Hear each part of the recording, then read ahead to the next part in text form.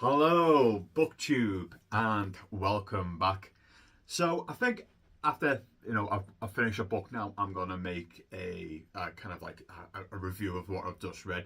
A little short thing. I used to make shorts a while ago to do this, but it started to do my head because I tried to keep it within that minute format, and I failed because I like to go off in tangents and waffle and ramble like I'm doing now. So yeah, after I finish a book now, I'm going to give a quick synopsis of what I've read and my opinions of it, because I'm not really a book reviewer. It's more my opinion of the book at the time. And so the most recent book I read is Three Shades of Blue. This is by James Kaplan. I can never remember subtitles, people, so bear with me. This is Miles Davis, John Coltrane, Bill Evans, and the Lost Empire of Cool.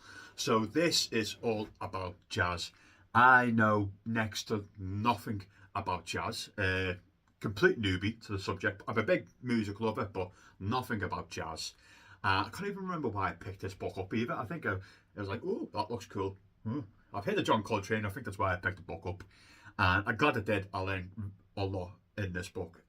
It's the James Kaplan's enthusiasm in this book. It really gets you turning the pages. He is quite a good writer. So this, as I said, this whole book is focusing on jazz, especially during the 1950s, where it really started to pick up, and then when it started to go a little bit downhill in the 1960s. Thanks to the like of the Beatles, and Bob Dylan and the Rolling Stones, when rock really started to play a major role in the world. So jazz came down a little bit.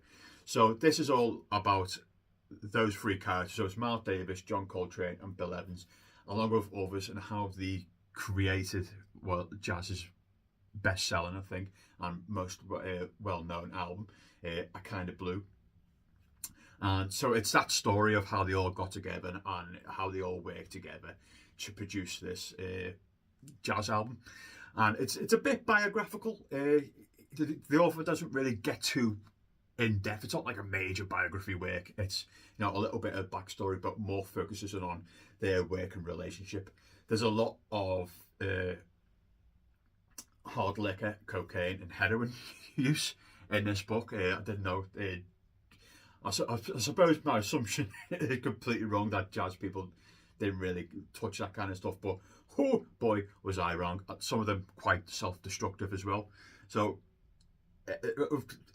this book is great, and I like reading about how they always kind of pushed themselves to do better. I mean, John Coltrane, when completely started to drop that kind of jazz and started to go a bit psychedelic and rock towards the end, because he wanted us to do something else rather than do jazz. And you got the juxtaposition as well, when the band was playing in America, and some of the racial hatred that they had to put up with compared to other places in the world where they were treated with respect.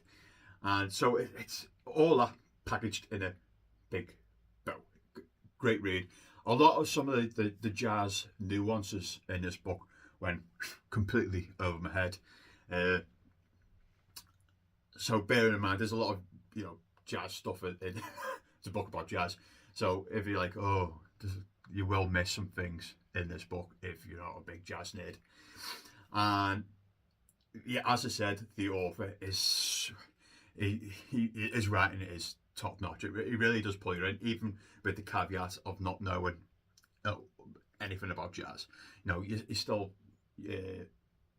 pulls you in with these three characters, and some of the sad stories that they're quite self-destructive at times. So it does pull you in, and it's a great little read. I don't think this book is for everyone. Largely because of some of the stuff you'll miss, but I don't think this book is supposed to be for everyone. I thought it was really, really cool, and I learned quite a lot of the jazz scene in the 1950s and the 1960s, and yeah, so it's a thumbs up. I thought this was a really good book, and that is Three Shades of Blue, Miles Davis, John Coltrane, Billy Evans, and the Lost Empire of Cool by James Kaplan.